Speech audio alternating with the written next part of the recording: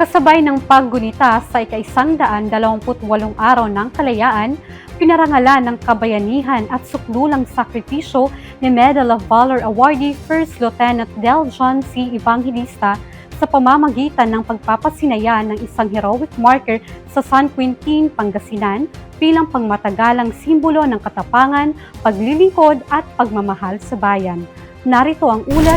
Isang makasaysayang araw ng kalayaan ang ginunita sa San Quintin, Pangasinan matapos na formal na pasinayaan ngayong ika-128 anibersaryo ng kasarinlan ng Pilipinas ang heroic marker ni Second Lieutenant Del John C. Evangelista, Medal of Valor awardee at anak ng San Quintin na nagbuwis ng buhay para sa bayan. Pinangunahan ni na Mayor Farah Lee M. Lumahan, Brigadier General Ronald M. Bautista, Commander ng 702nd Infantry Defender Brigade at kapatid ng bayani na si Denver Evangelista ang pagbubukas ng bantayog na sinundan ng pag-aalay ng bulaklak, kasamang iba pang mga kamag-anak at panauhin bilang pagpupugay sa kabayanihan ni First Lieutenant Evangelista.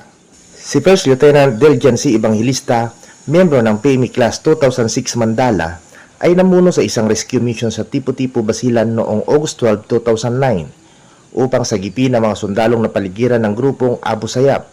Sa gitna ng matinding bakbakan, siya ay nasugatan ngunit nagpatuloy sa pamumuno at pagkikipaglaban hanggang sa kanyang huling hininga.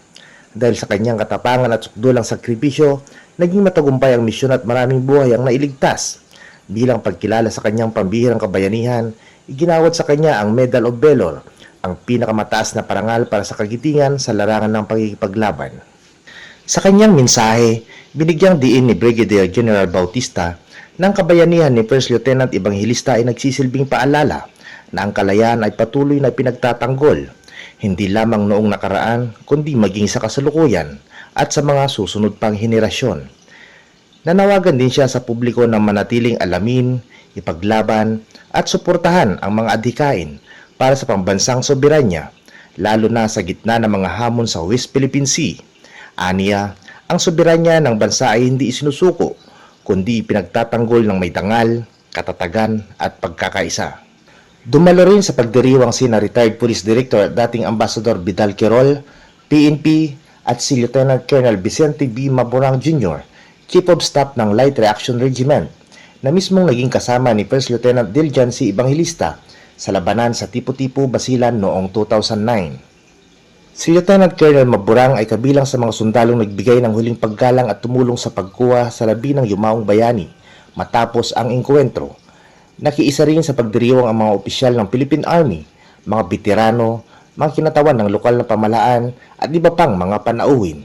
Ang programa ay inihanda at sinagawa sa pangunguna ni Lieutenant Colonel Christopher Manintim, Commanding Officer ng 71st Infantry Battalion, katuwang ang lokal na pamahalaan ng San Quintin sa pamumuno ni Mayor Farah Lee M. Lumahan.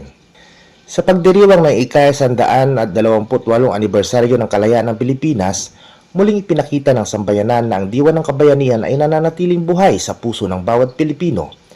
Ang alaala ni First Lieutenant Del John C. Evangelista ay nagsisilbing inspirasyon sa kasalukuyan at susunod pang mga henerasyon na mahalin, pangalagaan at ipagtanggol ang kalayaan na ipinagkaloob sa atin ng mga bayaning nag-alay ng kanilang buhay para sa bansa. Mula dito sa San Quintin, Pangasinan, para sa Kaugnay News TV, ako si Sergeant Tanggol, ang inyong pamilyang kaugnay.